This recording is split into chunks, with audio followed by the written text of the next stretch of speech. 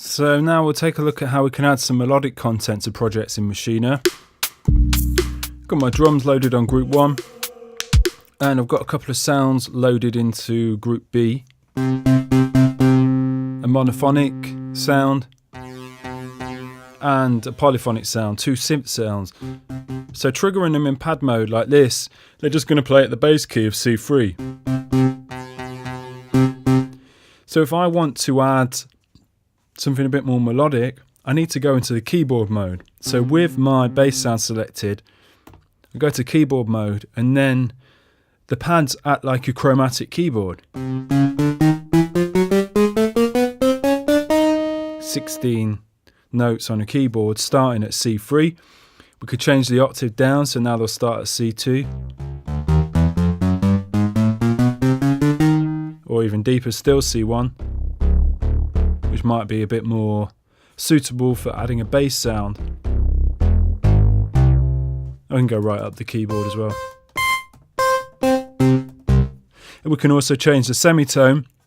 So if we want this note here, rather than it to start at C2, we could start it at C sharp 2 or D.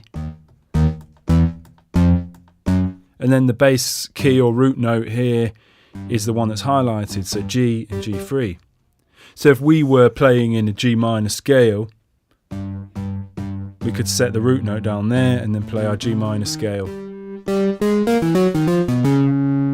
However, we also get a scale snap option.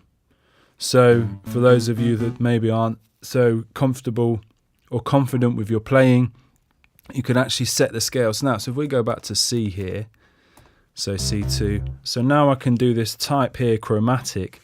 So it's just like a chromatic keyboard. We can change this to major, and you notice it takes some keys out of this options here. So it's just, what it's doing is it's snapping the scale to C major. So now only the notes, the pads here are only going to play notes within the C major scale.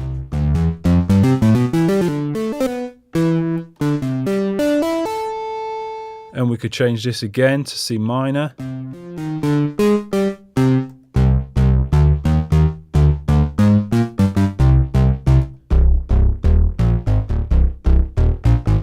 And if we wanted to change from a C to a different scale, we use the semitone button. C sharp minor, D minor, E flat minor.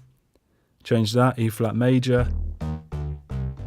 So you can snap your scale to whichever the scale you're working in with your given project. And we've got major, minor, but also a variety of other options, a harmonic minor, major pentatonic, minor pentatonic, and so on. So we can select one of these different scales and then select our root note, and we can add melodic content very quickly and intuitively via the keyboard. So let's put that back to chromatic and back to C. So now let's take a look at this polyphonic sound that I have here. Go up a couple of octaves. So what if I wanted to play some chords? What we can do here is, rather than trying to figure out chords ourselves, we can actually use this chords button, and this will create chords even though we're only playing one pad back on, or we're only triggering one pad at a time. So activate the chords button there, and we have a couple of options here. So mode, harmonizer, type, octave. With it set like this, I'm playing a C3, but it's also triggering a C4 as well, as you can see it lighting up. So it's triggering the note that I play back and another note, an octave up. But let's change this to something like a minor. So now it's triggering pad 1, 4 and 8, as we can see them lighting up. So it's triggering minor chords.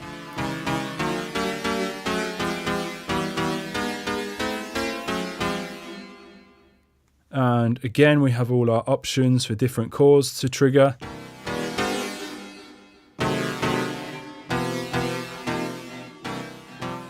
So very easily, again intuitively, add some nice chords to the project.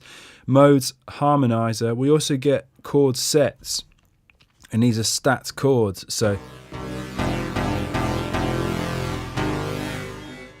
usually about 4 notes within one pad are going to play back. And again, we can select from a series of minor chord sets as well as major, depending on the playing style that you're going for and the vibe that you're trying to create.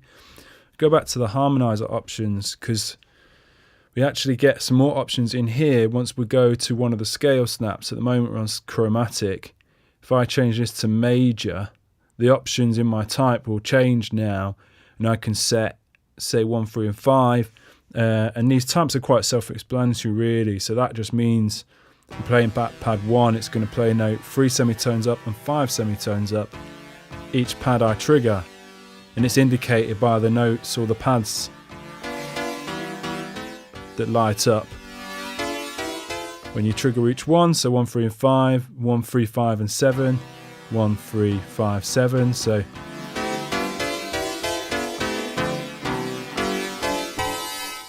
again, you know, really quick and nice way to just add chords into your project.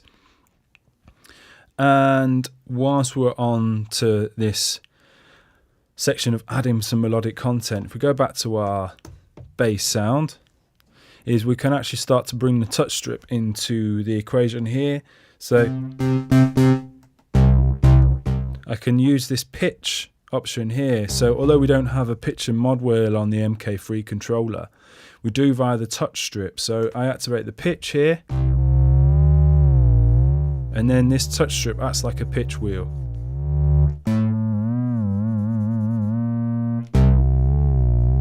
Go back to my other synth sound.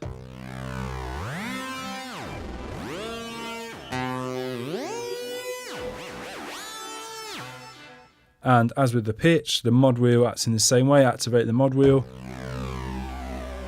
and whatever is assigned to the mod wheel on your synthesizer, in this case maybe some LFO modulation, and we can use this just like a mod wheel.